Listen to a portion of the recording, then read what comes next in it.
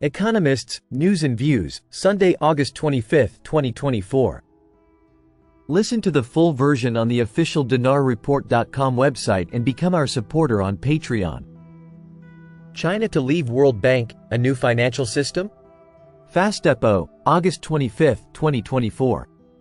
The World Bank has faced ongoing criticism from Global South nations regarding its lending practices and the conditions tied to financial support. Developing countries have called for a fairer global financial system, pointing to the negative effects of the structural adjustment programs, SAPs, of the 1980s and 1990s, which were intended to stabilize economies but often deepened poverty and inequality in regions like sub-Saharan Africa. A 2002 UNICEF report noted that 60% of countries implementing SAPs saw reduced access to essential services, contributing to long-term instability.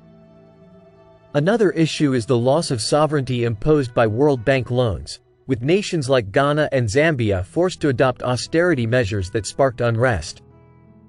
Environmental and social concerns have also arisen, as World Bank projects in Indonesia and Ethiopia have been linked to deforestation, displacement, and ecosystem damage.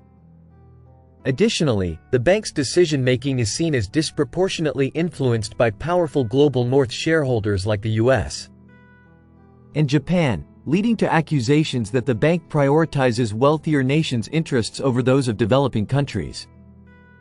Critics argue that the World Bank's efforts to address past mistakes have been inadequate.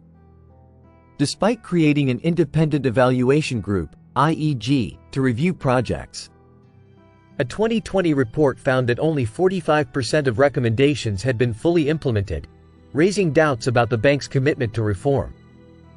This criticism has intensified due to perceived inequalities in global financial aid, particularly during crises like the COVID-19 pandemic, where aid pledges to African and Latin American countries were seen as insufficient compared to the swift support for Ukraine during the 2022 Russian invasion.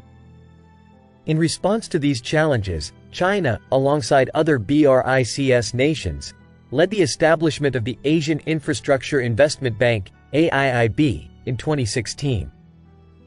The AIIB aims to provide a more equitable alternative to the World Bank, focusing on the infrastructure needs of the Global South.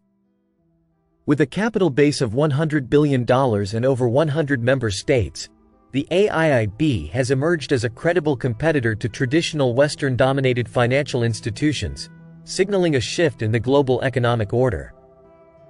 Today's video is about Ethiopia's birr and its recent plummet.